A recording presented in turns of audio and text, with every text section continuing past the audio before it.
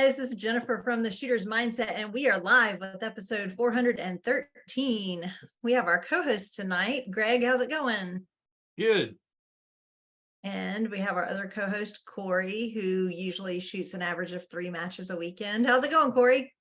Still can't shoot a shotgun. That's how it's going. You're just gonna go ahead and throw it out there now. Great, Roy. So we're starting. Yeah.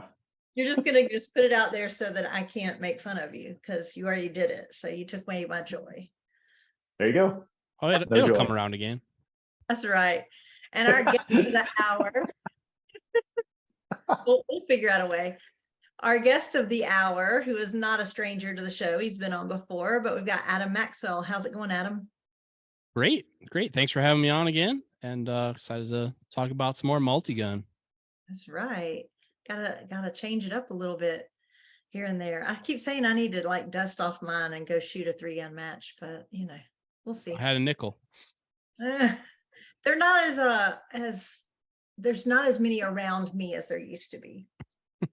So it's a little different, but anyway, so for anybody that doesn't know you and missed the other show, can you give everybody a little recap of who you are in the shooting world and how you started shooting and got to be where you are?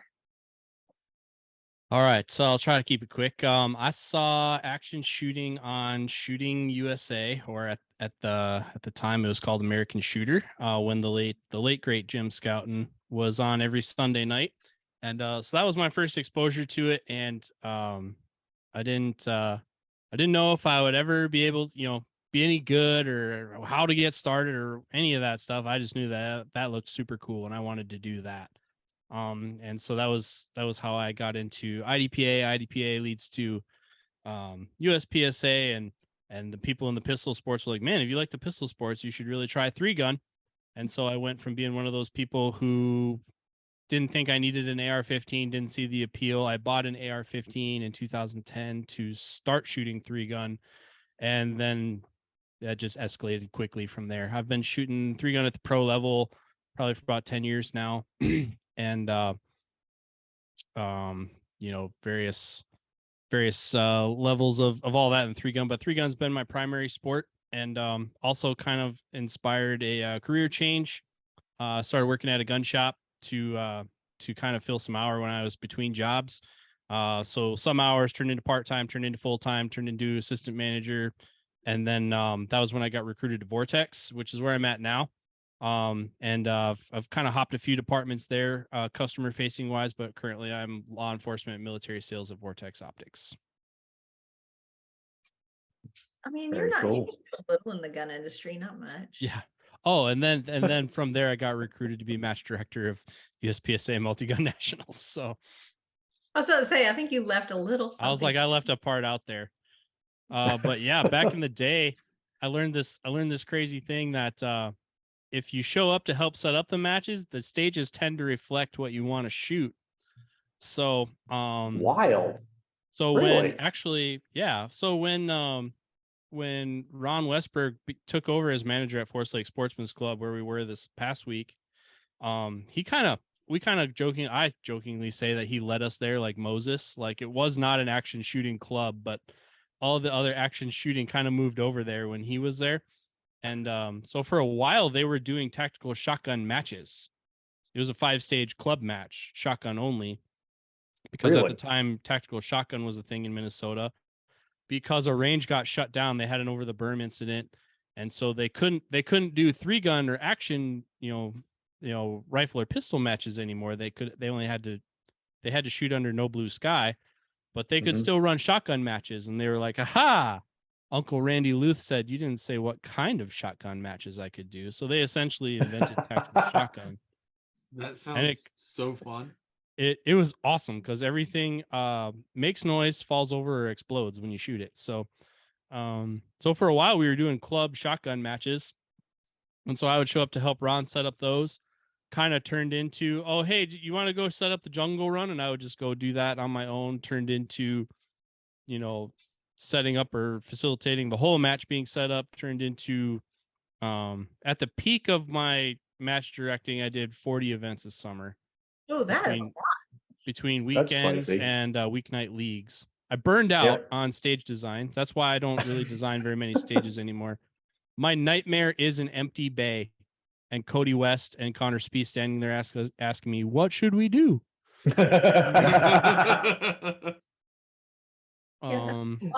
that's how I started match directing. I started doing an event. A friend of ours that was traveling with us when we first kind of started doing major matches died. Well, it'd be 10 years ago now.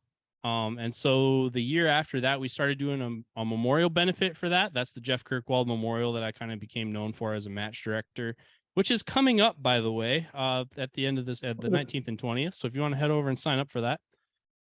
That's a 1 day? 2 days. We do 2 days. 5 okay. stages or 4 or 5 stages on the first day. That's TBD. But we do essentially a 1 day traditional match like you would expect, but we use those scores to seed a bracket, an NCAA style bracket, and we do head-to-head shoot-offs all day on Sunday. So okay. Ooh, that sounds awesome. Those are the so best. it's pretty awesome. We have a lot, music and stuff going, all that. It's very festival like on the second day. But that's the match that I became known for as a match director, and that's the event that USPSA came and audited last year. And when they approached me about being match director, they're like, we like the way you guys do 3-gun. We want this to be USPSA 3-gun. Would you consider running Multigun Nationals? And so that's how I got into the driver's seat of that. And I would say that's my first like mainstream match outside of Kirkwald. When I started Kirkwald at the time, it was kind of, there were so many matches that I was of the opinion you kind of had to add something different if you were going to add something. So I had the shoot-off format because 3-Gun Nation was still hot, or at least in recent memory, but you had to be, top 5% of the sport to participate in that. Well, here, how could we get everybody exposed to shoot-offs? That's how I started that. And that's the match that continues to this day. Shoot-offs are fun. Yeah. I'm still like stuck on 40 matches in a season. That's a lot to host. Yeah, I was doing 2 weekends a month and 1 weeknight league from April to essentially September. Oof. That's crazy. And those matches live on. The assistant match directors and those guys at Multigun Nationals, they still do that Wednesday night 3-gun match. To this day, there's still a group of about 30 people that show up for just a Wednesday night 3-stage 3-gun match. Yeah. So was it Kevin that was doing that? Yep. Kevin, Okay, and I then saw some stages left up. Yep. So they'll generally recycle stuff a little bit. They also work with the USPSA clubs. I think this gets to one of your questions, but they start sharing like, hey, we're going to build this. And so somebody will like build it ahead of time, or they'll like, hey, could you leave that up and we'll put a little bit different spin on it. There's a lot of that goes on at that club. So because before we had hammer drills to drive the spikes and the post pounders to drive the T-posts, like when I was doing it like uphill both ways, we were swinging hammers and we were post pounding all those things down in, and that's how I burned out. Like I was just I was just and then it all had to be torn flat at the end of the night. So it was a lot of work. And I circle around now, like it's 5 years since I left that area and I moved for the Vortex job. I come back, I'm like, man, you guys have it so much easier than I had it. So much easier. So at Nationals, right? You start the match, and once you kind of start, it's more or less on autopilot. Like Thursday is more or less the last day you can really do anything. And that's kind of it. Like, more or lless. It's kind of a must be freaking nice job when it's all going on. Everyone's like, oh yeah, you just cruise around on the golf cart. And I was like, dude, it's all the match director stuff. I mean, it's going on right now. 2024 match directing is happening right now as they're talking about the contracts for next year. So by the time the shooters start to show up, like and after the RO meeting on Thursday night, like Train has left the station. Yep. And then it's basically damage control from there, or firefighting, really, especially in the USPSA format, because usually I'm the range master for the matches too. In the USPSA structure, match structure cannot be the range master. So any of Right. that stuff's kind of taken off my plate. And a lot It's a of great it feeling. is, I actually I like the range master part of it. Really? Actually kind of a lot. Yeah, I was Oof. kind of upset that I couldn't be the range master. But yeah, it's really just, supplies and food and, emergencies, and it's all that stuff. Where's the part? Where are we gonna have people park? All the You know, parts that everyone takes for granted. where's the prize Right. table gonna be? It's You the know? things that no one, yeah. It's the things that no one notices until they're not there. Yeah. Yeah. Honestly. We said the Matrix said we could start shooting at 7:30, but the township doesn't let us start shooting until 8. Oh, okay.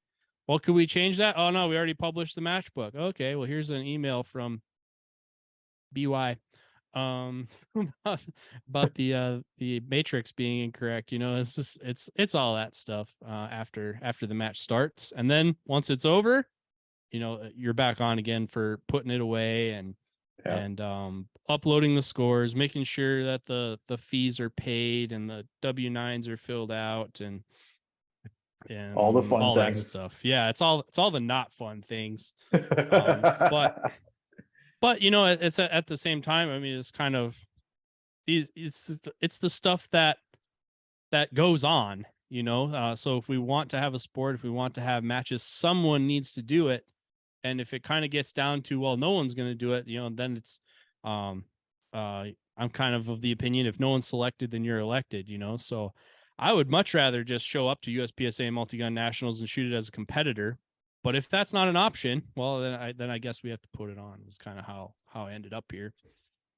Yeah.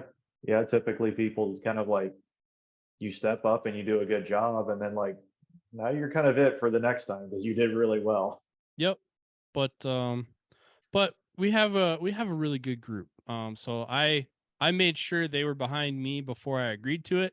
Because I wouldn't do it without them.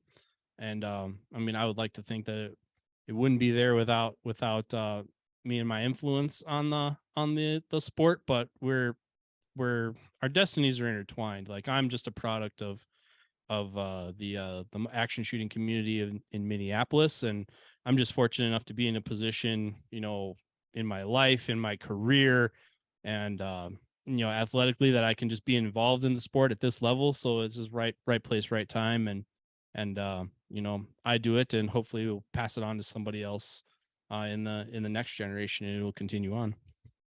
Definitely. What's the high point for you for the match? Like once it's all said and done.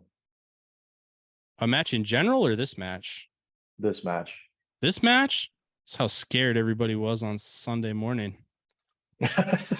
Okay, so explain that. Yeah, there's a story here we want to know.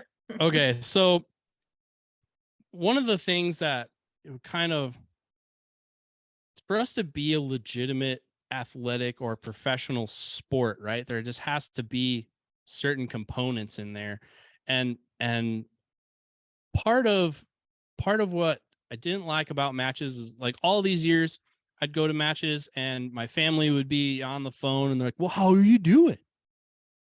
I don't know, and it's such a weird answer, right? Like, but it's true, right? Because I've shot stages 3, 4, 5, and Horner's shot stages 6, 7, 8, and Turner has shot 9, 10, 11, and so everybody has different scores. Nobody really knows how it all shook out until we're all standing around the prize table waiting for this thing to go down.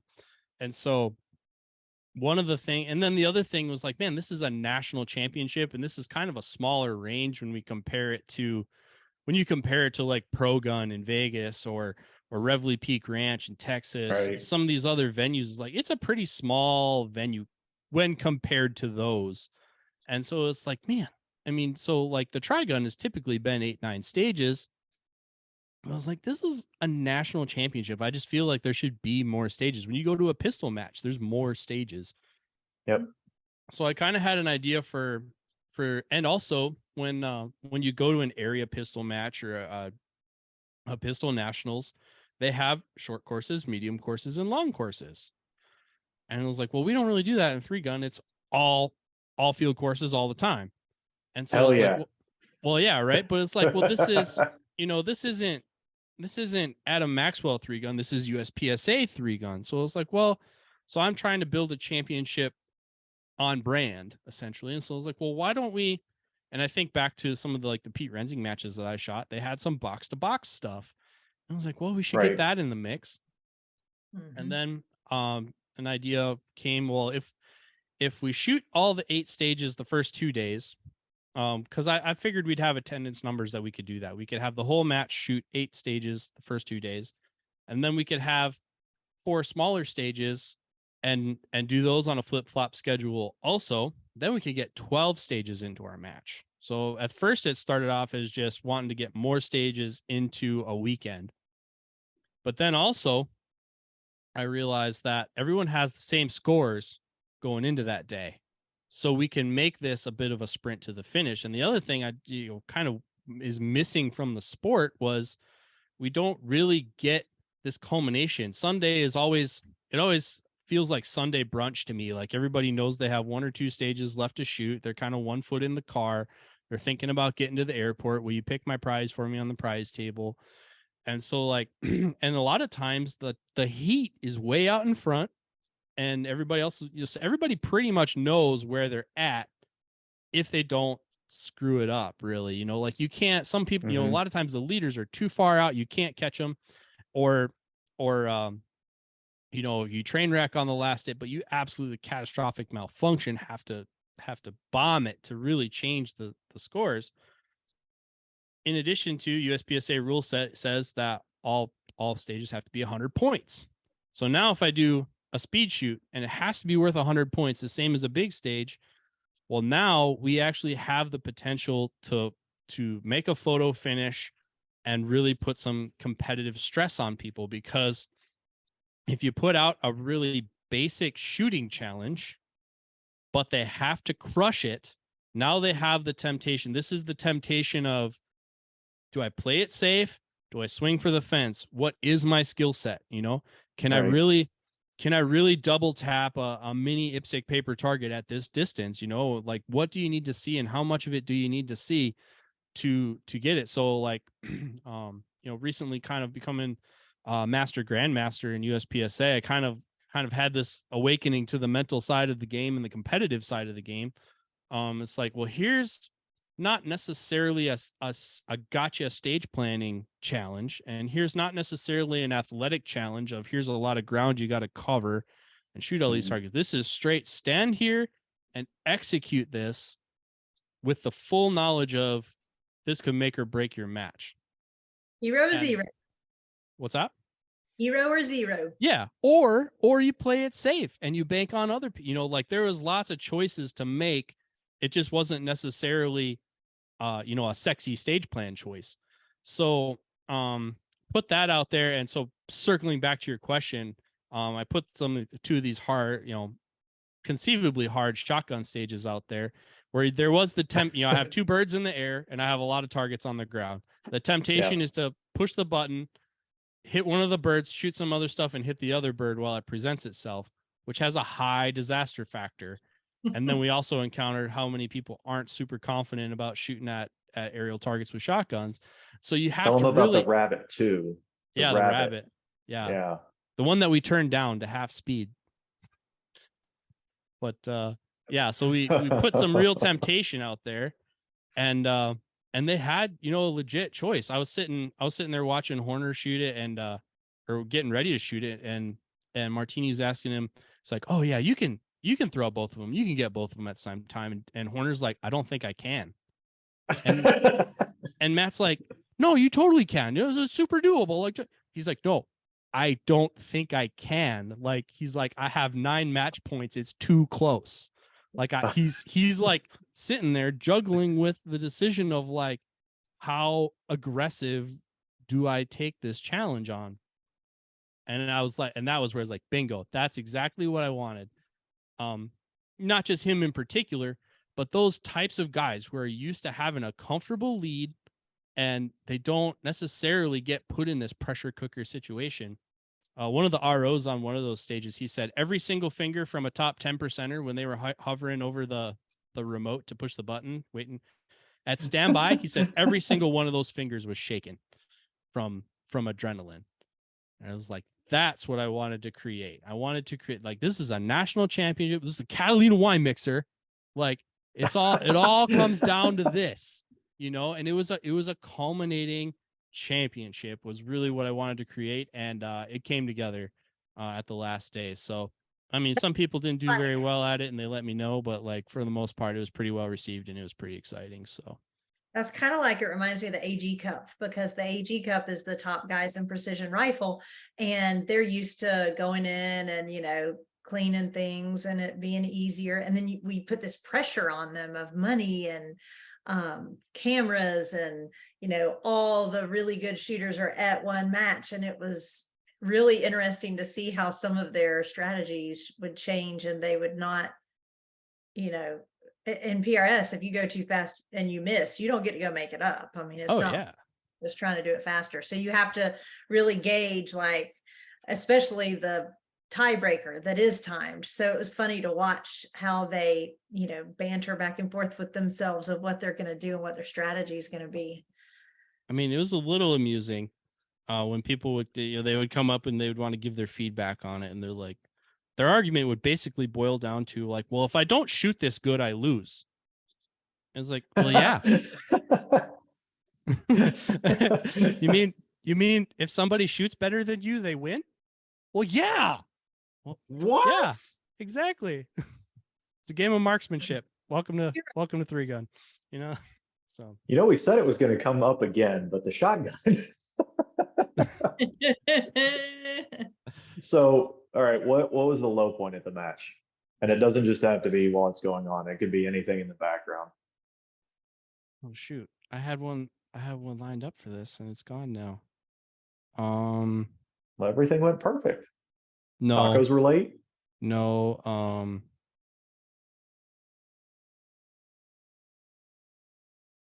I think it was like for people that don't know, Memorial Day weekend, I broke my leg. I had a tibial plateau fracture. I'm still non-weight bearing, as we speak. And so I'm laying in the hospital and, it's all coming down. Like, so I had this big crescendo in my shooting career. I think last time we talked, like I am on track for making Grandmaster in USPSA. I got a banger season lined up. Week later, I break my leg, 2 surgeries, 6-inch plate, 9 screws, 40 stitches, season over. All right. And so you're processing all this. And one of the things that really came to mind while I was staring at the ceiling in the hospital was, I really hope that I'm able to still help facilitate Multigun Nationals to a level that it won't be the failure of the match, that the people who are signed up are still getting the match that they signed up for, and I'm still delivering the match that I promised. It wasn't a shooting goal anymore. It was I hope I can drive a golf cart to help at that point.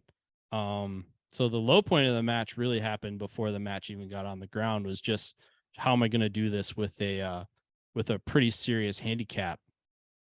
I would say that was probably one of the bigger points. Okay. So there's the one I was thinking of. Also is, I'm used to being range master at my matches. So you can make officiating calls. Well, that's out of my hands at a USPSA match, because now that's all DNRY. That's Troy. Right. And so he made a couple that was like weird, but like on I heard over the radio, I think it was Friday night. Somebody asked if they could use, in modified, if they could use a bag as a support device. And as we've been selling it the whole time along, in modified, the only support device really that you could use on a rifle is a bipod, to differentiate it from open. Like it's not open the toy box and everything's available. It's like you have a bipod because a bipod's nice sometimes, but like, let's keep it reasonable. Okay. And they ruled nope. It says any support device, so any related support device. And I rolled up to Troy and I'm like, so what kind of support device isn't related to a bipod if you're going to let them use a bag? Like, tomato watermelon, like not the same.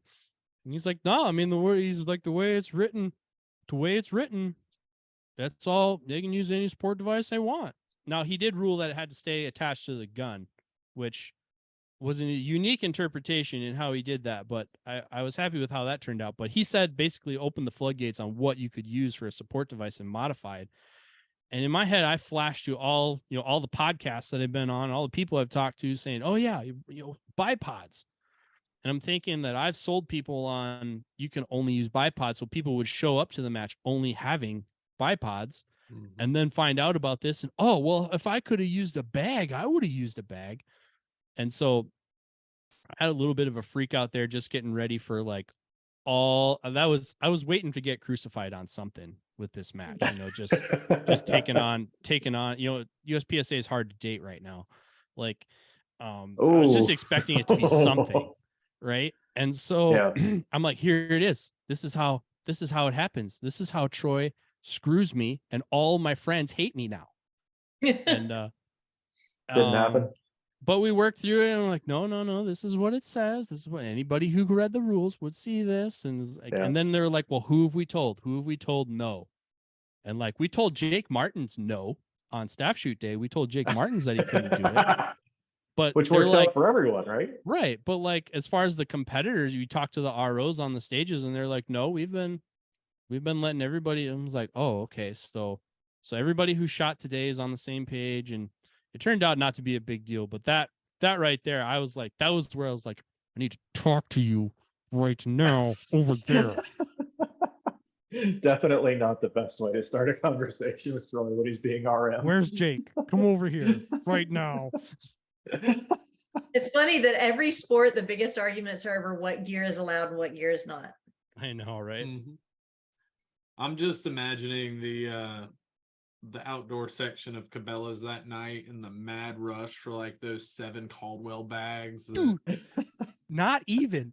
Freaking Dylan Easley is posting on Instagram. He's over at, because we did. So for those who weren't there, stage 1, the all rifle stage, you started out in a 0-turn lawnmower because it was there. And we decided because it was there, no further justification needed. Nobody else had, for the same reason that it's pretty much the same stage in there, no matter what. Like there's a really narrow gap to get to the back berm. Anybody who's local or anybody that shot the Trigun has shot any variation of that shot a billion times. It's like, well, no one's shot it from a lawnmower yet. So here we go. Dylan sees this and he and his posse, there's a Home Depot a mile away. They're over at Home Depot. They're buying conduit to stick on their bipods. And then they're sitting on the 0-turns that are there for sale, trying to figure out what height they need to just sit in the chair. That worked. Can I interject that what else are you going to do when you shoot Friday AM and then Saturday PM? You've got time to do this type of thing. I know, right? So they were, so Cabela's was safe, but man, they like pillaged that Home Depot trying to build improvised bipods. That is one of the funniest things I've ever heard. Yeah. And that is something that you will only see in competitive shooting. Like that is amazing, actually, the ingenuity there.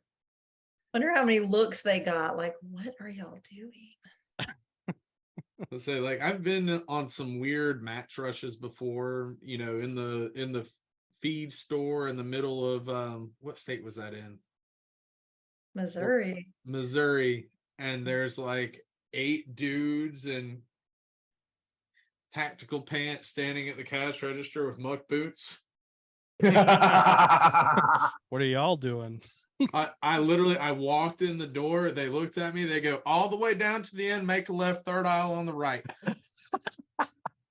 Everybody knew that everybody was there to buy. We might be sold out of size 12. Thank God they had one size 14 left, and I got steel toes. Those some heavy boots. Still got the shovel. So your home range has several clubs that are involved in hosting matches. How awesome is it to have that kind of a community and infrastructure to draw in for a match? Well, I mean, you don't realize how cool it is till you go to some other places. I mean, the reason the match is here is because of other venues that either didn't want it or they didn't want to return to. And like we just kind of take it like the volunteerism up here is that was just, especially those of us who came up in the MN3 gun group, which is one of the clubs, came up in their, shadow. That was what was expected. You were expected to show up at 7 to help set up, and the shooters meeting wouldn't start until setup was done. And so that community atmosphere is very natural to us. But when you go to other places, like I was helping set up at the the Rona match in Tulsa, and Di rolls up and she's like, "Hey, how much they paying y'all to help? You're doing a great job." Like, he's paying us anything. We just want a match to shoot, so we showed up to help. And so yeah, when we started, the whole time we're in the final countdown to the match, and especially the USPSA people are like, "Oh yeah, we're planning to be there on whatever day and help set up, blah blah blah." I'm like, "We're gonna be done by then, but thanks for coming out." They're like, "Well, I mean, because essentially this match staff shoot was gonna start Wednesday, Thursday for a Friday, Saturday, Sunday. The build was scheduled for Saturday, Sunday with Monday, Tuesday to flex. And they're like, "Oh yeah, I'm going to be there on Tuesday to help you guys finish setting up." I'm like, "We're going to be done by then." But everyone's like, "Oh, we're going to help set up." And it's like, I don't think you understand really how this, cause they were talking in terms of like weeks, like how many weeks do you need to set up this match? I need 2 days. They're like, no, how many weeks do you need? They were, you could see them just kind of standing there, kind of looking around, and like everyone's like, it's like everyone's like whistle while you work, like setting everything up, and it's just bing bang boom. We got like 6 stages built on the first day, and I'm like, holy cow, this is wow, and because there's some of those clubs, so we have 2 USPSA clubs and 2 3-gun clubs that all kind of have a mishmash of stuff. And so like we'd be going around, and some of the stuff was getting marked like lath. We used maps as lath, so we're gonna spray paint it this color. And they're like, "What's the orange paint on the top?" It's like, "Oh, well, that's that club's lath to make sure they're getting it back." And they're like, "Oh, you guys just like use each other's stuff?" Like, well, yeah. What? Who else's stuff would we use? And they're just like, "Wow, this is really like." I think at one point Troy just turned to Jake and was like, "Man, it's really cool when everybody just gets along with each other." Oh man, it makes a world of difference. Yeah, we got there's a haunted hayride down the way. Like they run a legit haunted house, and when I say a legit haunted house, I mean like it's a $5 million a year attraction or more. Oh, all right. Okay. They are cramming people through this thing. It's like the petting zoo and the pumpkin patch and 30 actors a night, and like it's a thing. But Nice. they have all the gates that we made the staging areas out of. They have 4 pallets of those things, and so they're cool with us just like letting us use some of that equipment that they're not really using right now, and they used to shoot with us a bit. So just that stuff is like, what do you need? Oh, we need those gates, and like we borrow a gator, and they just let us use a John Deere gator, just on the the trust that it was going to get taken care of and wasn't going to get crashed, Right. and Yep. all that stuff. But just on a handshake, that stuff showed up. That's awesome. And Yeah. So yeah, it's pretty normal for us, but it's it's been years in the making. Just everybody works together to put on a match. There's a lot of USPSA people, the pistol shooting crowd. They showed up just because they were excited that a nationals was happening in our backyard, and they just wanted to be a part of it. They don't even shoot 3-gun. They just wanted to be a part of a nationals.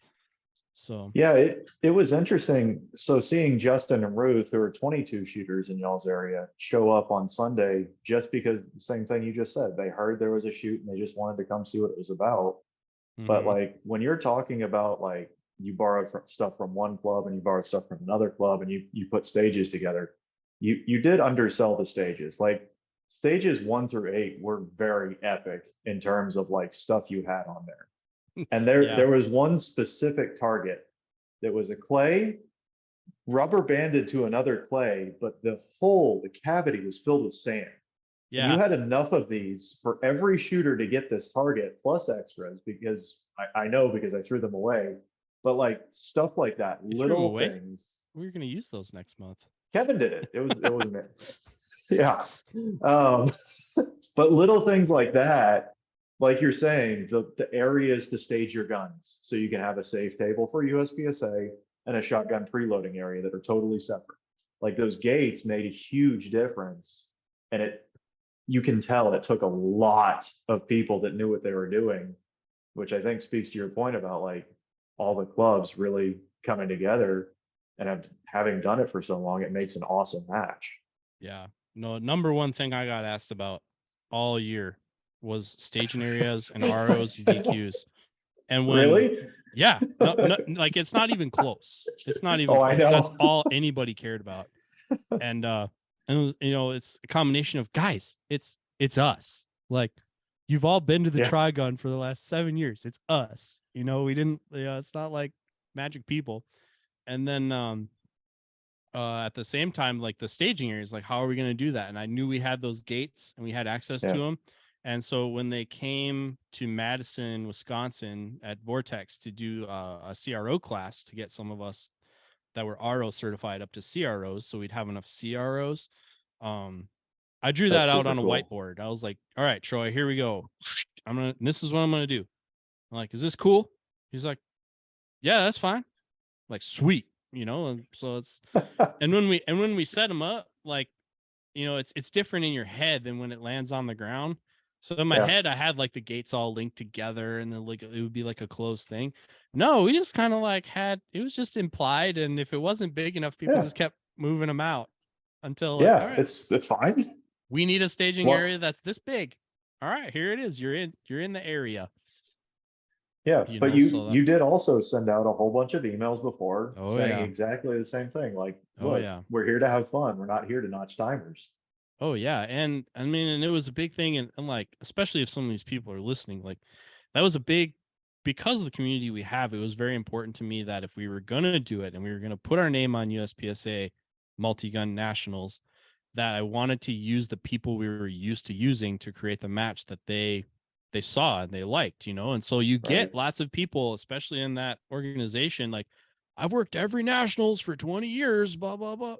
All these people, and what's the RO compensation package? And it's like, well, we don't really have one. It's kind of just geared towards locals, Oh, I don't think I can make it then. Oh, thanks for coming. Thanks for asking, but like we really curated people, and it wasn't that we were not picking people. It was that we made sure that the people we wanted were in seats, and then it was like, all right, we got to find 4 more guys.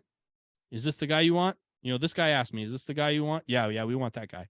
But and same thing too, like volunteer time has been wasted so much in the sport. It's like, it was just like, take all comers. Yeah, we'll find something for you to do. It's like, well, if somebody volunteered their time, you owe it to them to give them a job. So like, in maturing as a match director, me and Kevin sat down and was like, well, how many jobs are there? And how many do we need? And right, let's start putting names on those lines. And once we have all the names, all the lines full, that's how many we're full. Where before we would just bring them on and we'd find something for them to do. Here is just like, all right, this is how many we need. This is how many we're going to take. And once it's full, it's full. But I think that was really big on putting on the production that we had, because it was mostly, with a few exceptions, like Jordan Binion came from Florida and whatnot. He was a CRO. We needed a CRO. Yeah. So like, so aside from people like that, I mean, it was mostly locals. And everybody's the one sleeping in their own bed interesting and one, stuff. the interesting one was Max because I've shot with him before and he's super cool to shoot with, but Mhm. I've never been to like one of his matches. And he Mhm. was one of the nicest, most chilled people as an RO, Oh yeah. which I think really fit in with y'all's Yep. style of match. Yep.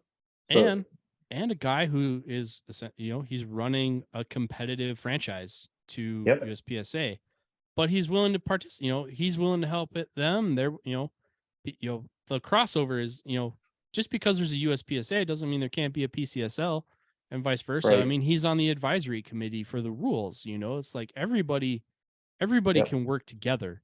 And that was one of the big my big goals for the advisory committee when they're like, well, who should we put on this committee? I was like, well, here's the five biggest match directors of outlaw matches. Like, if you get them to agree on stuff, their tribes will follow them, So Yeah. So For sure. having somebody like him involved is like, okay, well, PCSL allied people are like, oh, well, Max is helping with Multigun Nationals. Maybe we'll give it a second chance, Yeah. I think that's a huge way to grow it. I know sometimes when there's different genres, there's always not even different genres, same genre, different organizations that run them. There's always competition between them, and oh, well, you should shoot this one or that one. And I think sometimes we shoot ourselves in the foot in the gun community by not supporting across the board, and we kind of eat our own a little bit. Oh, absolutely. So yeah, I think it's huge to be able to work together. And like I was, joking before the show, like share the IPRF stuff, because everybody needs to support Team USA, even though that's rifle and, USPSA is mostly pistol or 3-gun. But it's true. If we would all unite and all, I think it would help to grow the sport tremendously. Oh yeah. And like one of the biggest quarrels is the rule sets, and like at the end of the day, as someone who like played under all the rule sets, they're within 90% of each other. Like, yeah, like they're not that different.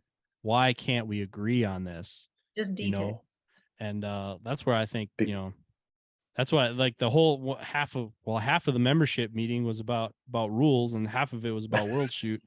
But like, that's where I, when I said at the end, I was like, I don't think we have a rules problem. I mean, this is a participation problem. This is an engagement problem. The multi-gun community, for the most part, has exodus out of USPSA to be outlaw, but we want some kind of unified rule set, and we want some kind of standardized product for people who are gonna go to major level matches. It was like, well, here it is, but this is an organization that represents its members. So if you're not a member, if we don't have people in this community as members of this organization, the organization isn't going to represent us. So it's going to be a reflection of us participating in it. And if it's not what we like, then we're not participating in it enough. But to the extent that we participate in it, we got a group together and said we wanted modified. Boom, we got modified. All right. Like a bunch of people came together and agreed on something, and it happened. That's how we get stuff done. It's not memes on Instagram. So how else, what other, or I should say, if you had one thing that you could name that could help grow the sport of 3-gun, what would it be? One thing that would grow the sport of 3-gun? Well, I think the biggest one, and one that I'm working on, look back on 2020, 2019, and some of like these niche sports now that you can follow. Like, I mean, I started following motocross again from my childhood, but in motocross, when they would ask riders, they would ask them, well, what's your favorite motorsport outside? And they all talk about F1. Well, why does anyone care about F1? They're like, well, I love Drive to Survive. Okay, well, like car racing is not a palatable spectator sport on TV until Netflix told the story behind what was happening on the track. And even then, the show is 30% racing. It's all the stories that culminate. And so like when I look at our sport, it's either very, very, very entry level. Hey, what is 3-gun? How do I participate in 3-gun? What is my 3-gun rifle? Or it's people posting their stage videos, but they're posting their stage videos without context. Like, so unless you know who Mike Whitesides is, it's just a guy shooting targets, like there's no story there. So there's no engagement with the content. And so that was where, like, I look at Carry Optics Nationals. We have a match that's sold out with 500 competitors and like 150 people on the wait list. Oh yeah. Nobody knows what happened there. Silent one. That's all anyone knows. Siler won and it rained. That's what we know. Whoa. Right? No. Like, So like somebody, and like for all the camera crews that are there and whatnot, like nobody is putting it together into an interesting story. But like Netflix did that with F1. They put F1 together into an interesting story. I have now watched all the seasons. And when I watched all the seasons, what's like this? Tour de France. Do not care about bicycle racing, but I watched the documentary. So it's like somebody needs to, and going back to like I got into the sport because I saw Shooting USA. Well, if you watch Shooting USA it's very 90s style linear TV, but nobody's watching linear TV anymore. Like we need the gritty, kind of embedded journalism and storytelling of the sport to make it interesting to other people as it is to us, to explain why we like it and what is complex and what is interesting and why would we do this. That's going to attract new shooters. That's going to engage other shooters from across the country. I Right. wouldn't have known about the MGM Ironman if it hadn't been for Three Gun Nation, but I saw it and I was like, that match is cool. Wagon train across South Dakota to go and shoot that match. It was some of the greatest matches I ever shot.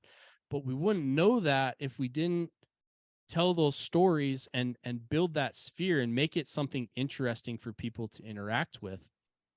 And until we do that, we're not really going to attract any outside sponsorship for sure. Outside industry sponsors aren't going to jump into our sport until we can get eyeballs and the real heat, the real if you're an athletic person, and you can be good at any sport you want to be. I think of like Josh Tarrant from a few years ago. Like Josh Tarrant was just an athlete looking for a sport and then kind of got bored with it and he went and found another sport. Now he's doing triathlons. If you want to attract those kind of guys that have really really high level athletics and make the competition really fierce, you gotta create that frenzy, and then you gotta they need a bit of a carrot to chase. So I think telling the story of the matches and how they unfold and why it's interesting to us, I think that's what the sport really needs to continue and grow, especially as we're kind of restricted on some of the platforms that we can promote ourselves on. That's kind of what we try to do with our coverage of matches. I know at AG Cup we did it. We interviewed shooters and we would try and interject things. And like us going to Italy, we sent out questionnaires to try and find out some things about the shooters. Like I think people want to hear like, oh, this person up here shooting is a chiropractor, or they're a school teacher, or that they're different. It's a very attainable thing that anyone can do, and that they all have a story that's outside of just we shoot guns on the weekends. I think it kind of brings it home a little bit. Yeah, like you got to get Corey showing up on Thursday and he sees this wicked fast rabbit and he's like, you understand, this is 100 match points and I got to hit that thing. Like, I'm not gonna hit that thing. I shoot one at it so I don't get the failure to engage. No, but I think you're absolutely right. This is why you should read, kids, because there's no failure to engage. I've read the rules. It's a joke.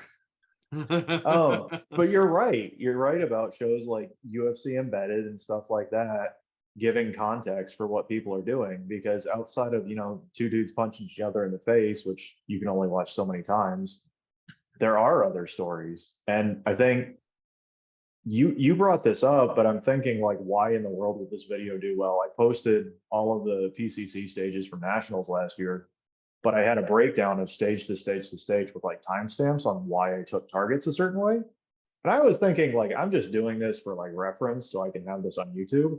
And a shitload of people thought it was interesting. I was like, I don't know why you think that's interesting, but I guess it's like cool. So maybe, maybe you're onto something with like saying why we're doing stuff. Yeah, people are desperate for information. Like seeing people shoot guns is really cool. But one thing that was probably like my most eye-opening moment in working for the Shooter's Mindset is when we had the crew from the IPRF, the International Precision Rifle Federation, on, and they were talking about our coverage from AG Cup and how much they loved, instead of us just, going around, here's someone shooting, here's someone shooting, here's someone shooting, we'd go through the stage. we'd read the stage description, we'd throw in a couple, you know, are they going to use their tripod on this stage or not? You know, I wouldn't use my tripod, but some of these guys practice with them all the time. Get that information out there, but then also again relating back to the shooters, and being able to make them seem as, you know, true people, not just like, here's shooter number one, here's shooter number two. Yeah, I mean, like one of the most compelling videos I ever saw from Three Gun Nation was Craig Outson doing a shotgun array. It was an 8 target array with 9 shells in the gun. And that's kind of where a popular thing came to be, to burn the last shell in your gun. So you just had an empty gun, you could throw it in the bucket. So turn the safety on. So I remember boom, boom, boom, boom. And then he shot the one in the ground and threw it in the bucket. But they were, you know, he shot too close to the bucket. He was inside the 9-foot rule. Well, where was he? Where was his feet? Did you mark his feet? And like, like all that drama unfolding, like that was where, you know, that was way more interesting than the actual show was that little snippet, you know? Yeah. But I think also people just relate with other normal people that kind of have a reality outside their own. Like vlogs are some of the most popular content on YouTube. My first career was in agriculture. I follow like 4 or 5 farmer vlogs. All right. These guys just videoing themselves doing whatever they're doing today. Oh, this broke. Now I have to fix it. You know, like it's not even like sexy athletic things. It's just like, you know, the saga of this person's life. And that attracts clicks. These people are making like, I saw it's like $100,000 a year in ad revenue on YouTube, just filming themselves doing their job.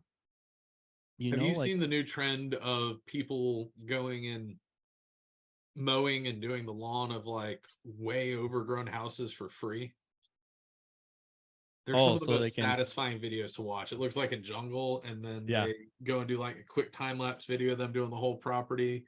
And, you know, at the end of it, it's like, you know, hey, people asked how they could support what I do, but like, you know, you don't have to send me money because just you watching my videos pays way more than my expenses to go around and once a week find a poor person with an overgrown lawn and mow it for them.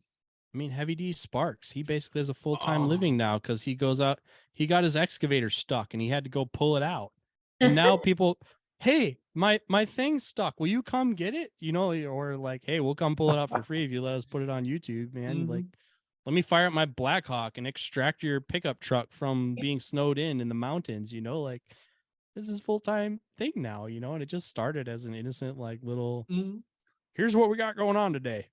You know, I've never been one to be like envious of other people's lives, but Heavy D's got to be it. Yeah, D's up there. D's up there for sure. Yep. All right, so we're about at the midpoint of the show. Remember, if you're watching us live on Facebook, ask any questions you may have in the comment section of the video. We'll ask it live on air. Other ways to catch us, you can always check back on the Shooters Mindset Facebook page. The videos stay up there forever. And we usually upload all the podcast apps the night after the show. And then finally, everything eventually ends up on the Shooters Mindset YouTube page. So that's a great place to look up all the past episodes. Also, don't forget, if you're watching or listening right now, the last week in August, we are going to be in Italy, and we are going to be doing what we were talking about, live streaming, bringing the best rimfire competitors in the world to you. Big thanks to Masterpiece Arms for being our title sponsor on this venture. But again, just kind of like we were talking about with the lawnmower man, the biggest thing we can ask is anybody that watches our stream, shares it, gets the word out there. We're going to try and make this more of a thing. You know, we've done AG Cup in the past, and this is going to be our first year doing this, but we want to make this something that's going to go on and on and on, and be able to bring the biggest matches in the world to you streaming live for free. But if nobody watches it, if this doesn't go big, then it might not happen. So we ask for your support in that. Just share around, spread the word, let everybody know. I dig it. All right. We're going off. We're going to the secret notes. No shotgun. 2 gun only. I thought it was heavy metal time. No, nobody cares about that. I think the numbers prove that one. No, okay, so your range, you'd be perfect for a two-gun match. Two-gun nationals. What are we thinking? Well, I was going to put on 3 Thanks. matches this summer. One of them was going to be an Area 5 two-gun match, and Right? nobody signed up for it. Not nobody. 53 people signed up for it, and 20 of them were staff. And the club said we need 70 signed up, or we can't do it. Which ended up working out because I broke my leg, and the other match director had some pretty serious health stuff too. But two gun just doesn't sell well in our market up here. And I Okay. took so I had a few people boycotting that match. I had a group of people who were 3-gunners that were upset that it wasn't 3-gun. I had a bunch of outlaw people, not a bunch. I had a few outlaw people who were upset that it was USPSA, and that was enough people to make a otherwise successful Wisconsin State 3-gun championship not a successful Area 5 2-gun. So that both said, hey, like I would do it, but I kind of stuck my neck out on that one and got a resounding no. But that was Okay. also like that was a resounding we want 3-gun, which is why and kind of in recent years, like we've just kind of watched the shotgun get watered down in 3-gun. First it was PCC, and then it was 2x4, and then PCSL starts taking off for 3-gun. There's just like and then you got all the tactical guys saying like there's no practical use for a shotgun. They're like, right. well, I mean, it's like, but that wasn't the point. Like the point was Yeah. we like all the guns, and we like the cocktail of fun. problem solving with all the guns. And so that's where it's like, well, DVC, we have to test DVC with all 3 guns. So, the only thing we didn't, I'm sorry we didn't have slugs this year, but I'm definitely bringing slugs back next year too. That was like That's third most okay. asked question. You don't have to. No, really. Again, Oh, it's a slugs dollar are a shot fun. thing. Yeah, Hard I mean, pass. Love your we're shot. gonna have a slug. Not only are we gonna have slugs at the JCAM, we're gonna have a slug spinner. I think we're just like we're gonna Okay. let her buck. Have you ever shot a spinner with slugs? It's like throwing sledgehammers through the air. It's great. I mean, I've shot a spinner with heavy, which is a very similar grain weight. Yeah, but like it's more surface area. It's more It's just- precise. and it's for 50 yards hitting away. things. Whack. All right, so that's a resounding no. So So- I mean, it's popular in our area. We before the Trigun, I forget the exact count on how many years of Trigun there was, but before that, there was about 5 years of the Nordic Components Tactical Shotgun Championship. We had 300 Right. people turn out for just a shotgun match. So Those it's are- really popular up here. So DJ just asked in the comments, and I vote with him. He said, how about an IPSC style shotgun match following IPSC rules, which was both my first 2-day and still probably one of the most fun matches I've ever shot. I mean, yeah, I mean, I'm open to anything, and especially kind of some of the conversations that are going on right now is like we need a more viable system for picking our world shoot teams. We have to embed some of this stuff into our schedule because otherwise it's not really shot around here. Now, being match director of Multigun Nationals, I think a way, something that we experimented with this year was embedding some of that into the match that people are already here to shoot. Yes. And we can pull some Yes. scores from it. Cause like if say you don't, from an event promoter standpoint, all right. So if I'm going to put on a match, well, say I have bandwidth to put on 2 matches a year, say I'm a psycho and I want to put on 2 major matches a year. All right. Well, you got to rent a range. You got to get event insurance. You got to do all the logistics, no matter what kind of match this is. Okay. So, do you want to put on an IPSC shotgun match? Sure. How many people are going to show up for it? If I got all the people in the 3-gun world being like, well, 3-gun would be cooler if it was 2-gun. Okay, well, that's not a resounding vote for putting on an IPSC shotgun match because I'm going to have 50 people show up. And it's not going to be so like we kind of need, it's kind of a chicken or the egg thing. But yeah, I absolutely think that stuff would be, sweet. I just don't, I think my bandwidth's kind of consumed with what I'm putting on right now. I'm open to other ideas, but yeah, it's always and USPSA is on board with it too. They're like, yeah, we think that's a great idea.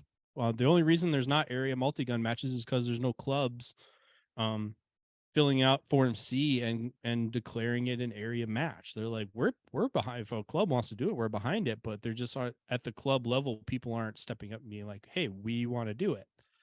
So I think Right. that's really where it needs to come from.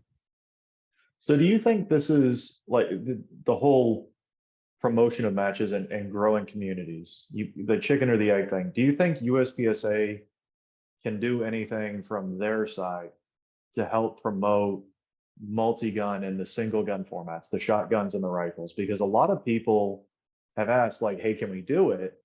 And they said yes, but like, what's the mechanism? And like, how would a club that does pistol get started in shotgun? That's literally the only reason I'm involved with USPSA, because they have the platform and the reputation and the track record to do that. Right. Three Gun Nation tried to be like USPSA, didn't work out. USSL tried to be like USPSA, didn't work out. Right. PCSL is trying, too soon to say. But here's an organization that's established, that has been withstood the test of time, that can be measured in decades. Yep. And it's 90% good. We just got to fix 10%, to be what we want, instead of reinventing the whole thing. And so that's what I like. We have a sanctioning body with credibility, a pretty, at this point, it's a mature rule set. It's not perfect, but it's mature. It's more mature than other emerging rule books. Well, when other rule books, copy and paste, you can kind of say that, yeah, it's a good rule set. Well, yeah, but like I went to a match, I'm not going to call him out, but I went to a match last year. Guy, so there's a part-time on a stage. Yep. Guy shoots over part-time, shoots 3 targets. He's over par. What's his score? It was a half-hour debate what score that guy would get, because it wasn't in the rules. Yeah. Somebody thought he should get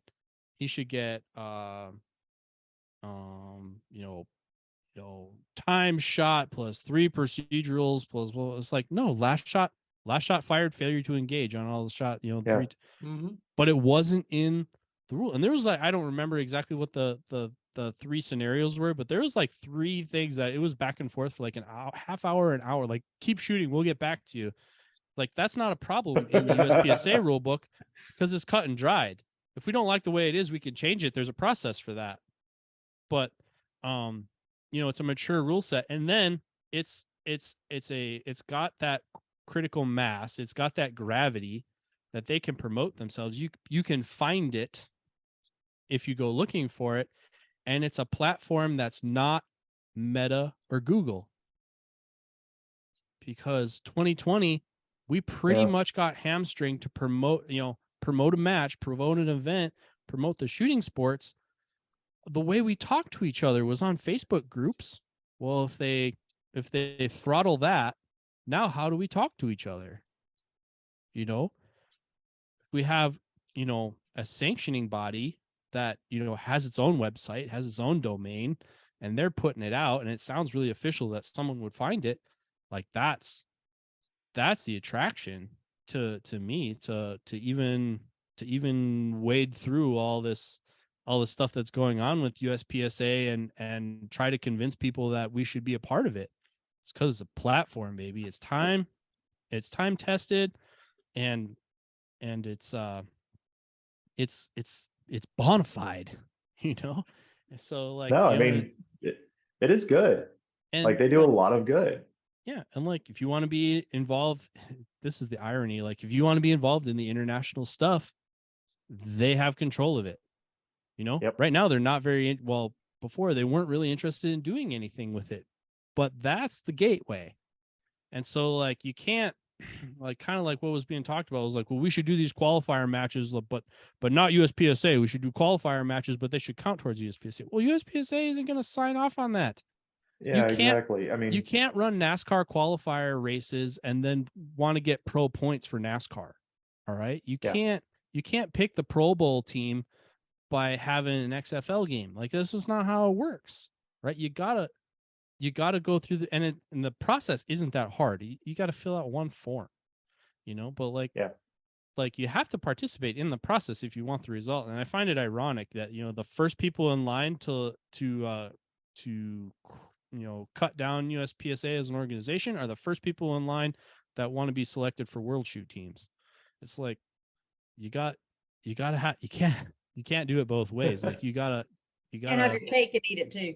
yeah, you gotta make your bed, if you want a clean room to come home to, so Yeah. All right. So in all of that, do you think that it would be better if Multigun had its own governing body, specifically about Multigun? And do you think that it's something that it really needs versus trying to go and be a small redheaded stepchild of USPSA, if I may? there was a time I thought that was cool. Three Gun Nation was sexier than USPSA. It really was. It was cleaner. It was slicker. It was faster. It was flashier. It was fun to watch. But united we stand, divided we fall. We talk about how we should all support each other and we should all come together as a two-way community. Well, why does every sport have to have a separate confederation? Why can't, if the sport we do is 95% the same, why can't we all come together on that? Because USPSA as an organization is stronger than USPSA, IDPA, and Three Gun Nation all split out into their little segments. So if we come together as an action shooting community, we can have our sub tribes within it, but like the big stuff, the stuff that you don't even see at the competitor level, like all the world shoot stuff that goes on, like to make it happen, like where all the other countries come together at like the UN, like all that stuff. Why do we have to have 3 different organizations with all the infrastructure to do that when it's like, well, no, we can have the same people facilitating that for rifle, shotgun, and pistol, so I think it makes absolute sense that USPSA is the conduit to IPSC. I don't think we need 3 IPSC confederations to send a rifle team, a shotgun team, and a pistol team. I think I agree with you because of what USPSA has done with Steel Challenge. Especially over the past few years, now that Steel Challenge shooters have bought in and become members and voted and actually, made their kind of requests and needs heard. Now Steel Challenge has an actual director, and Zach's been doing a fantastic job of working with the board and making sure that Steel Challenge isn't that redheaded stepchild, that it's its own thing, but it's supported by the greater USPSA community. Oh yeah. I mean, and like, the membership, there's a membership meeting at every nationals, right? Yep. And last year, 1 person showed up. 1. There are a lot more wanting slots, weren't there? There was 1 person that showed up. And so this year, I put it out and I knew this was going to happen, but like, so like we're kind of that second tier sport, right? But just like Steel Challenge is, for the leadership anyway. Yeah. And so it's like, hey, again, back to my participation thing, that is directly representative of how active our tribe is in the organization. Well, I mean, they thought it was so small. Our area coordinator, this is the first national that's ever been in Area 3. The Area 3 board of directors didn't show up. It was interim president, marketing manager, DNRY. Last year, I think there was 4 or 5 of them, or there was a bunch of the area coordinators. Yeah. But our area coordinator in our territory didn't come. But we had how many? I'm not a good judge, Corey. How many people do you think we had there? I would say there were probably 70 people, and to shoot the match, they're all members, right? Yep. So that's important to say. There's a lot of people that have shot a lot of matches all around the U.S. And for USPSA's kind of, to be fair, Jake and Ted and Troy were really there to engage. Like they really were there to listen. like- So it's kind of rough that the other area directors didn't come out and at least see what you guys did, because it was an awesome event. And the Did beer you- and pizza did not hurt. Well, did you except for that photo of Ted, but that was unfortunate. But It was a bad angle. yeah, he was just standing there. The pile of boxes was there. That's That was a unfortunate. bad angle. That's a bad look. But like, Yeah. you could just, did you see the looks on their faces? They're like, holy shit. 70 people showed up to a membership meeting. Like, Yeah. where did all these people come from, and when did they start caring about USPSA? You know, it was like and they said it's the biggest turnout they've had at a membership meeting in over a year. I would And so say it's like- by at least double as well. And now since then, we're having serious conversations about how the rifle world shoot team's getting picked. Like, that's Yeah. happening in the background. Like, a qualifier might happen at my match this month, so that they can have 3 qualifiers in time to submit a team next year. Like, Dog, I can't That's make how- that drive again. that's Someone's how gotta that stuff. fly me off. That's how that stuff starts happening, because they're like, holy cow, these people, not only are they participating, but they're active. Yeah. And so it's like, No, that's a good point. I mean, like the Steel Challenge example, there's a lot of people shooting a lot of matches, and that's a lot of membership fees, activity fees. They Yeah. should have that voice. yeah. And then I can tell board of directors and stuff about, the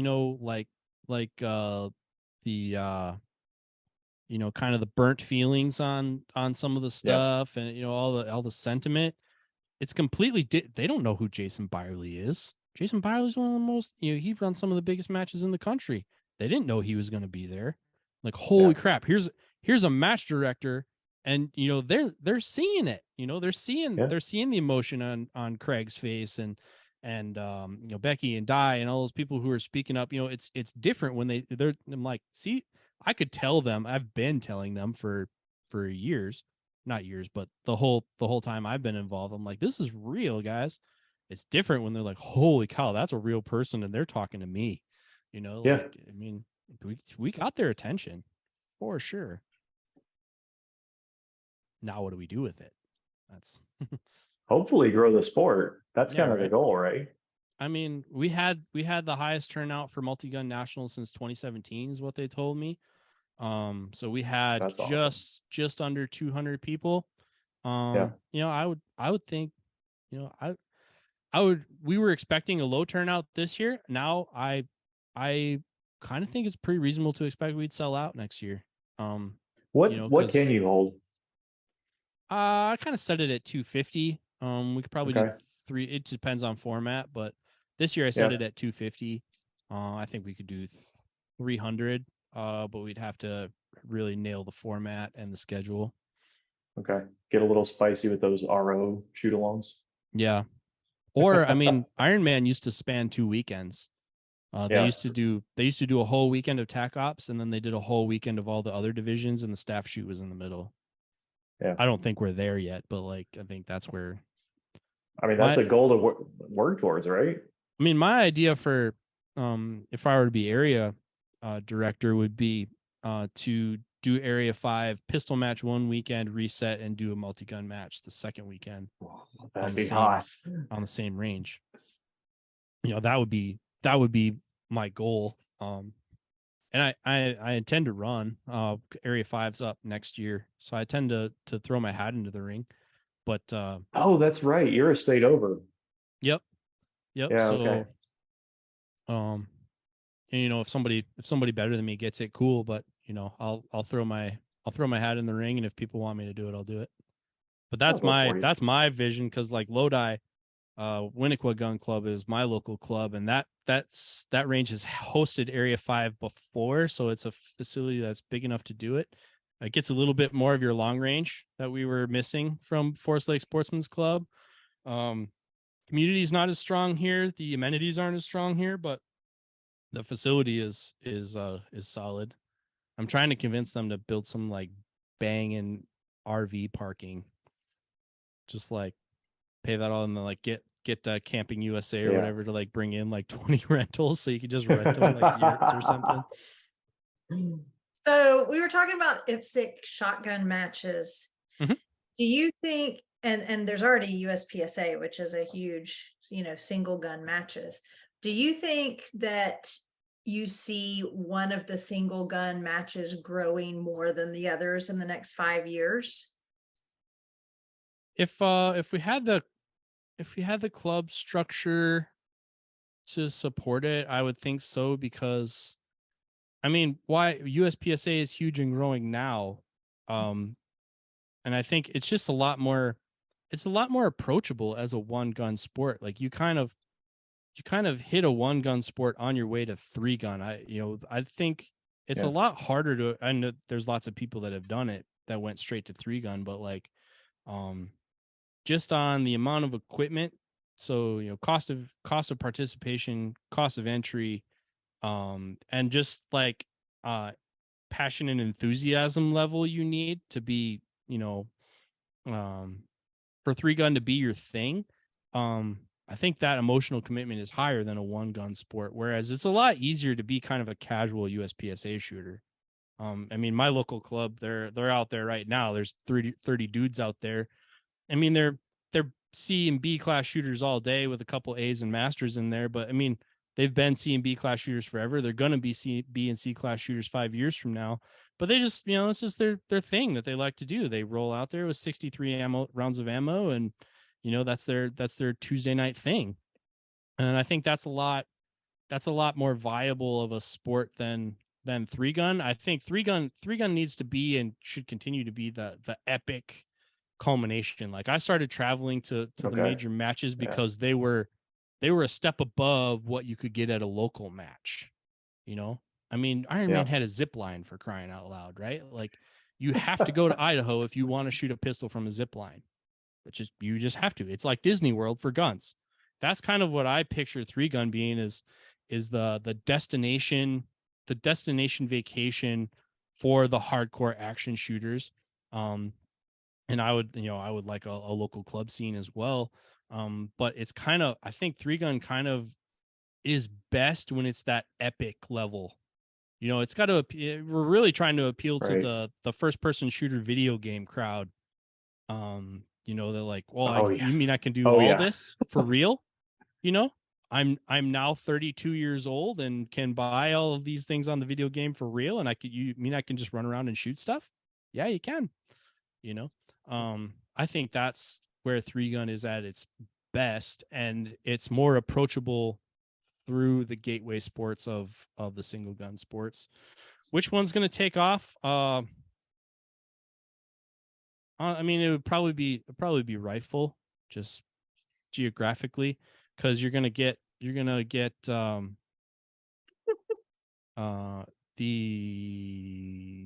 technical skills to be good at that. To shoot that at a high level is a lot more attainable. And people are buying far more AR-15s than they are Benelli M2s, for sport shooting. Yeah. So it's kind of like and the appeal of it is like, here's a context to use the thing that I bought, so I think the rifle is that way. The challenge rifle has is facilities to do it.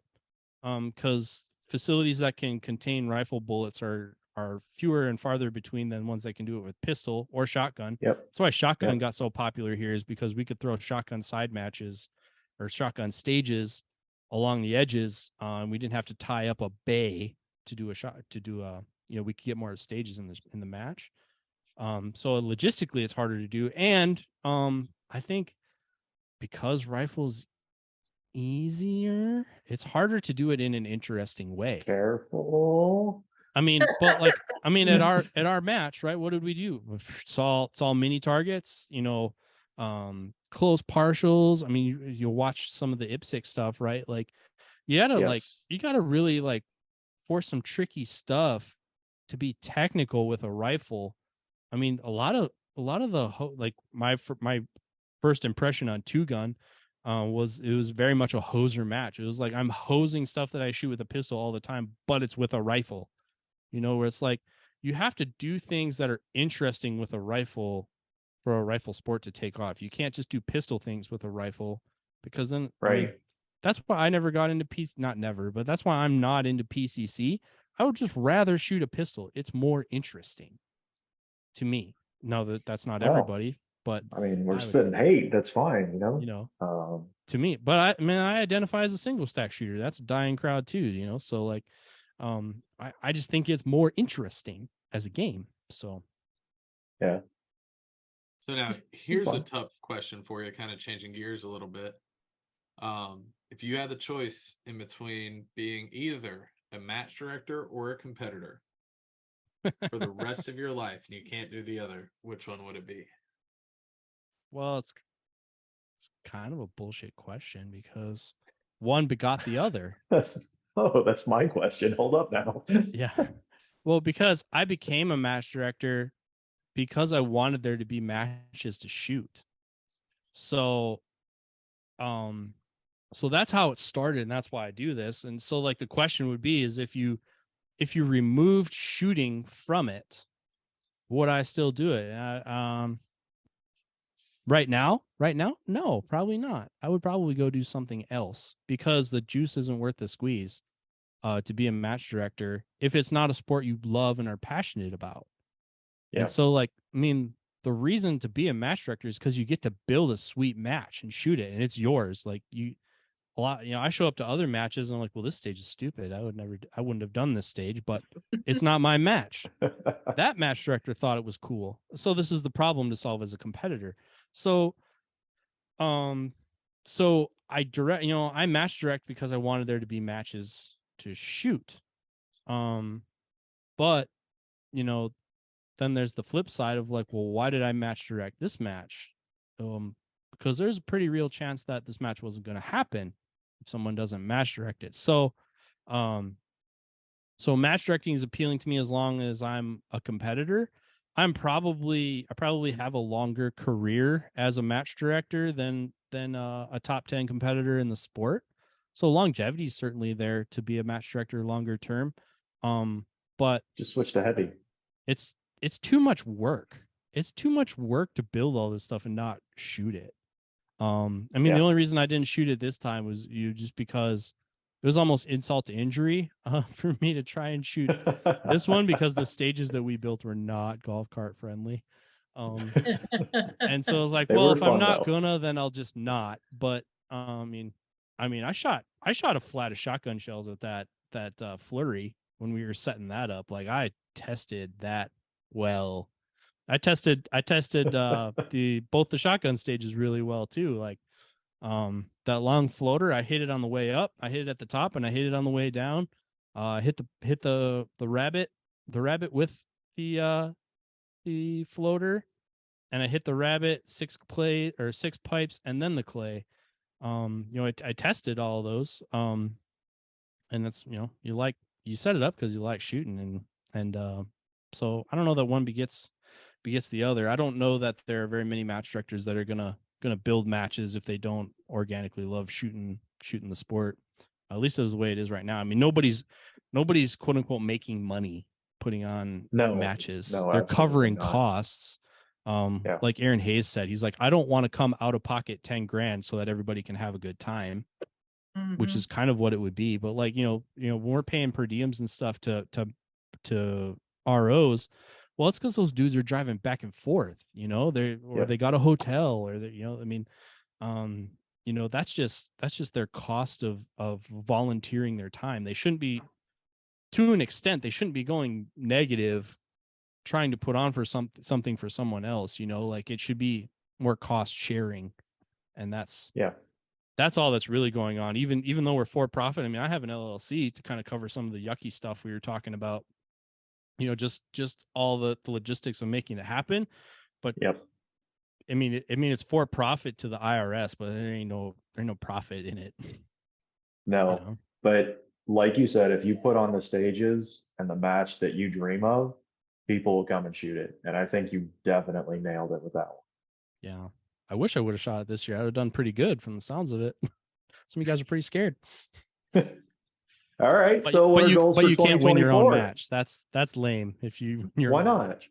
Why not? Ask Brian Nelson. No one's beating Brian when he's on, dude. All right. So goals for 2024. Goals for 2024. Yeah, you've got a foot again. Yeah. I can walk. I can run. It's like the Little Mermaid. So goals for the match for 2024 would be, increase attendance, so to get more vigor and buy-in from the 3-gun community, trying to bridge this gap that we currently have. I would say one of our bigger goals, I want to have a cash purse system in place to attract some of those sharks, either to motivate the sharks to be better, or just kind of some of that competitive vigor that was gone in the absence of 3-gun nation. We're gonna bring back slugs. Got asked about slugs a lot. Really, just it was fresh in our mind that people couldn't find shotgun ammo. But the 10 slugs is gonna be in there again. Slug life. I slug lives can't matter. find those anywhere. Disregard the hat. The jungle run's coming back, so there's gonna be, we'll probably do a shotgun jungle run. We're kind of known for that. That should be back in there.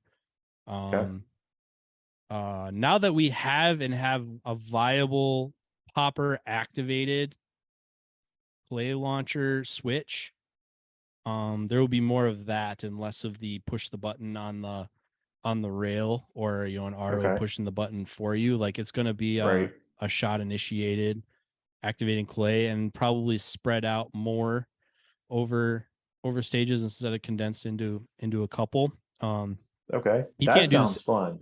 You can't do the same gag twice, right? Like, you got to move on to the next thing for at least a little while. So that's fine. Delete the rabbit. Oh no, there's gonna be a rabbit. There's gonna be at least one rabbit. That's been a signature for a while, and that's gonna stay. Yeah. Especially now that we can actually throw them legit. The first couple of rabbits we threw were pretty janky.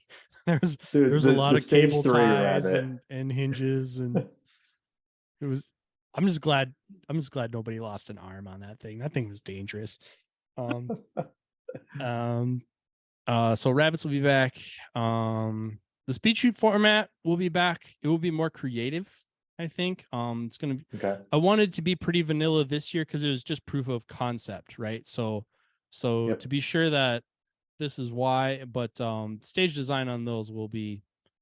I mean, it's still gonna be quick, but something a little bit more than what I obviously did. I obviously just threw some targets out in a box, but the challenge and the complexity behind there was mental, so it wouldn't look like much on the surface, but something a little bit more interesting for that format.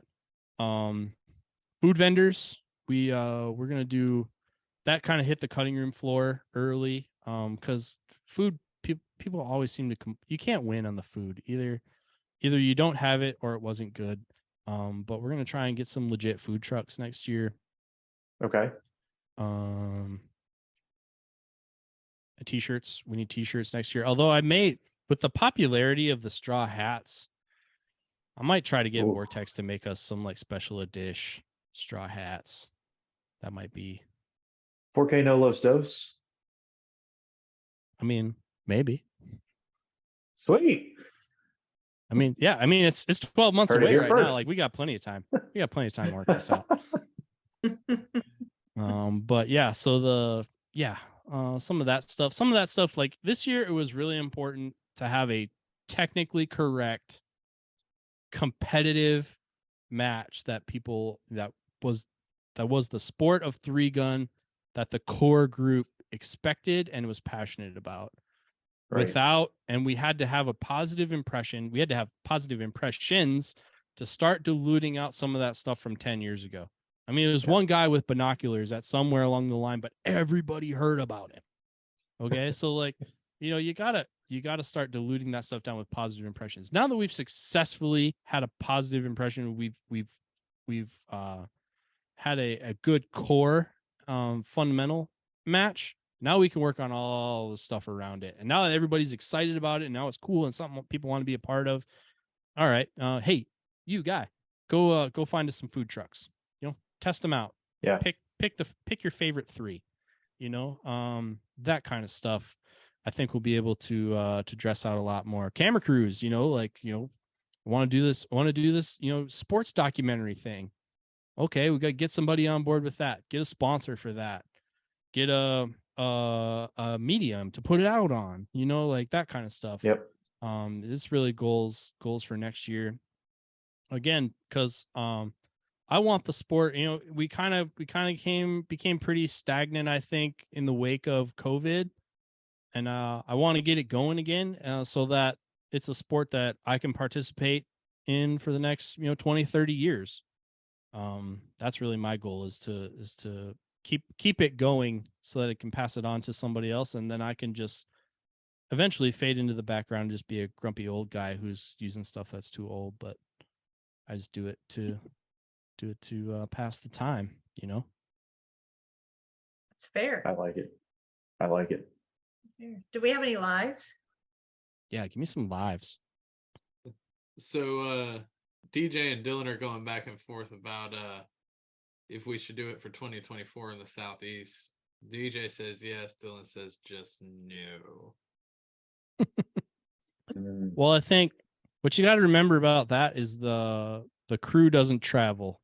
So if you're going to move venues, then it's probably, not saying that I wouldn't, but like, it's not, you're essentially moving it to another club. So you have all the question marks of that stuff. Now, traditionally it moves every few years. I mean, it was in Vegas for a while, then it was in Florida for a while, and it moved around a little bit. I think maybe we're going to have it for the foreseeable future, if things go the way they're looking right now. But I don't think it'll indefinitely be at Forest Lake. But that's kind of the thing to remember, is it's kind of local to a place.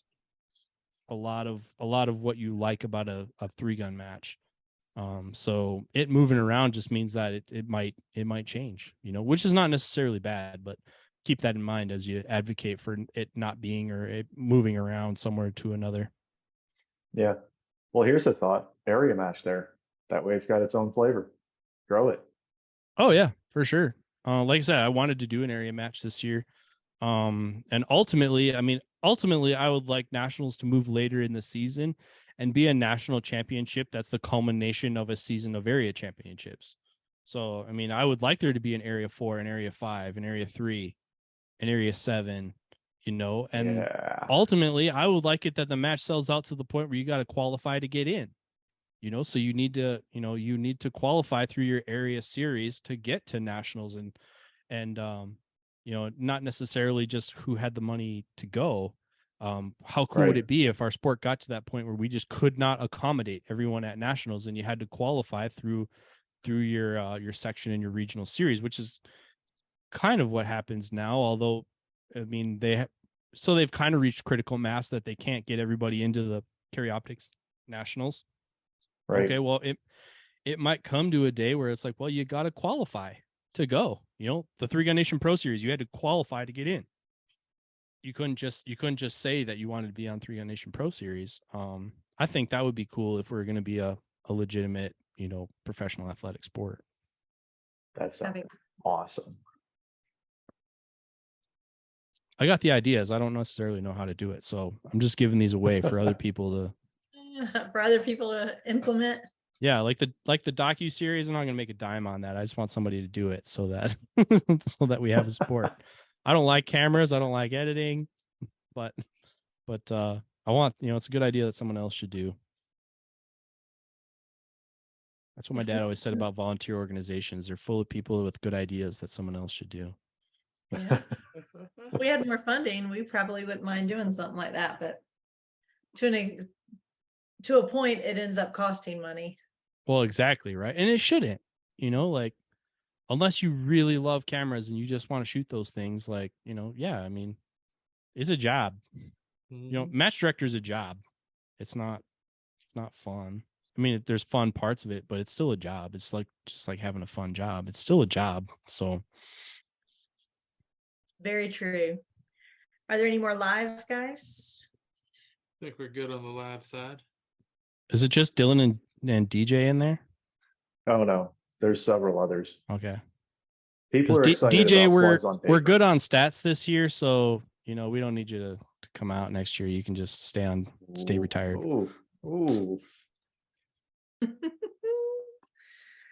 All right. Well, if the lives are good, I think we can wind it down to shout outs, and we will start with Corey. So I want to thank Adam and all the clubs that kind of contributed to put on the match. I know Kevin and a lot of the other guys were in the background. And also Briley for fixing my shotgun, hopefully.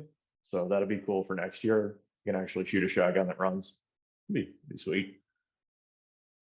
Overrated. Maybe then you won't complain about shotguns so much. Oh, I'll still complain about it. All right, Greg, what you got for shout outs? I got GSL suppressors, my favorite little pew quieters, PDC custom, super beautiful rifle chassis back there. Hunter's HD gold for my blind self to be able to see everything, especially when you get in some of that jungle run type stuff. And then Fix It Sticks and Vortec to keep these things doing what they're supposed to. All right. Adam, you got any shout outs? I want to shout out everybody that put their faith in us and came out to the match. So really appreciative of everybody kind of embracing our rebranding of Multigun Nationals. A lot of it floats in my direction because I'm the front guy, but I just like to reiterate that I'm just a member of a club. I just took the match director job, but there's a club, there's a community of people behind me that made this happen. And if you like the way that we did that, we're doing it again, August 19th and 20th for the 9th annual Jeff Kirkwall Memorial Shoot-Off. Registration's open on Practice Score. All the proceeds from that match are going to Foundation 22. We're trying to raise enough funds that we can source, train, and pair a service animal with a veteran. So that's our mission for this year. Very awesome. All right. And for me, I'm just going to shout out Masterpiece Arms. We went and met with Phil on Friday, had a really good meeting. They are our title sponsor for the coverage that's going to be in Italy at the International Precision Rifle Federation Rimfire World Championships.